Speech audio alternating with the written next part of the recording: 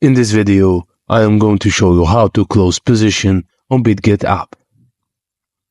To close positions in the copy trade on Bitget, traders can follow these instructions.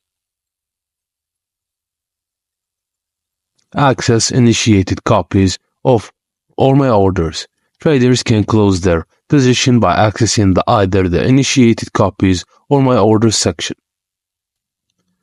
You can only choose their positions at the market price, and closing positions using trailing orders or trigger orders is not supported.